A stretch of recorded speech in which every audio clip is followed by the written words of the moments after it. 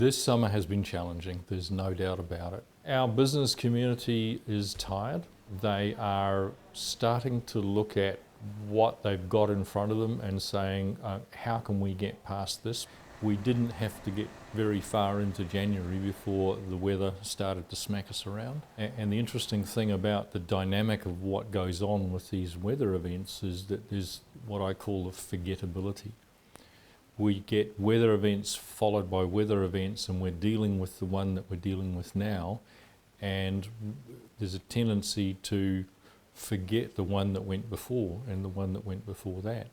So now we're in halfway through February, and we've had 5 weather events, and so it's been a rough summer, there's no doubt about it. The business community are looking for answers, and at the moment, unless we get some roading resilience built in, we're struggling to find those answers.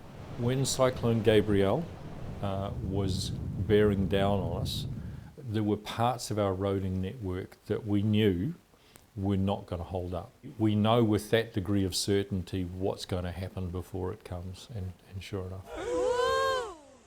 We've got an emergency roading rehabilitation fund that our council and our ratepayers fund every year.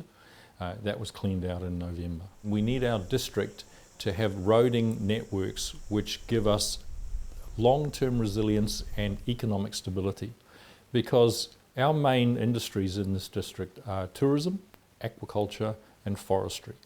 We have a very high retired population. If we can't get people around the roading network, then the entire economic well-being of our district will start to struggle, and that's already happened. We're already at that stage where if we don't get significant long-term investment in our accessibility, then the economic well-being of our entire district is under threat.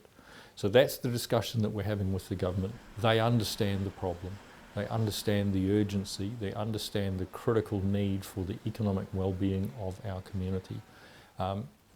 It's now back in their court to make that investment, because councils, local government doesn't have the ability to borrow and fund those infrastructure projects on that scale.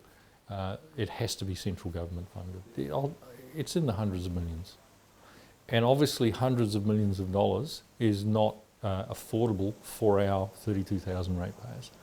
This peninsula, the Coromandel, is worth investing in. It can be done, and the focus needs to be on making the coast road resilient. And to be frank, if that investment had started 20 years ago, we would have been a long way ahead of the game now. Tourism is at risk, but our visitors and our tourists and our locals are very resilient. So what I'm saying is that we will move heaven and earth to find ways to make it happen. We're very creative people. We will find ways to make it happen. I'm always optimistic. I love the Coromandel, and I know that the solutions are there. It needs significant investment on the part of the government, and how they manage that is a discussion that has to be had between the government and the people of New Zealand.